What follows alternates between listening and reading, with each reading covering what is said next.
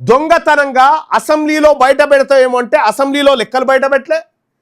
కోర్టుకు పోయిండు, కోర్టుకు పోయి కోర్టుకు పోయి బీసీల రిజర్వేషన్ ఆపితే కోర్టు అడిగింది ఏముందా నీ దగ్గర అంటే సప్పుడు ఎక్కుంటారు. మరి లెక్క చేసినావు కదా సర్వే లెక్కలు బయట పెట్టాలిగా.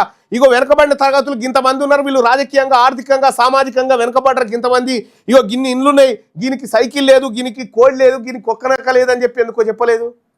ఇప్పటి వరకు కోర్టుకు సాక్ష్యాధారాలు ఇవ్వాలన్నటువంటి దొంగ ప్రభుత్వం ఈ ప్రభుత్వం. దొంగ ప్రభుత్వం ఎందుకు ఇస్తలేదు లెక్కలు అనంటే ఈ లెక్కలన్నీ ఇచ్చిన తర్వాత బీసీలు మేల్కొంటారు, బీసీలు మేల్కొని మమ్మల్ని ముడ్డి మీద అంటారు అనేది వీళ్ళ భయం, అప్పర్ క్యాస్ట్ భయం.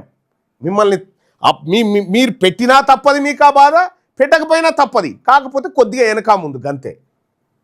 ఇవాళ కులగణన చేసినటువంటి రిపోర్టు ఎందుకు దాచిపెట్టినో రేవంత్ రెడ్డి గారు నేను అడుగుతా ఉన్నా. ముఖ్యమంత్రివి కదా, నేను ఒక ఎమ్మెల్సీని, నేను కులగణన లెక్కలు అడిగితే ఇప్పటి వరకు ఈ దొంగ ప్రభుత్వం కులగణన లెక్కలు ఇస్తలేదు.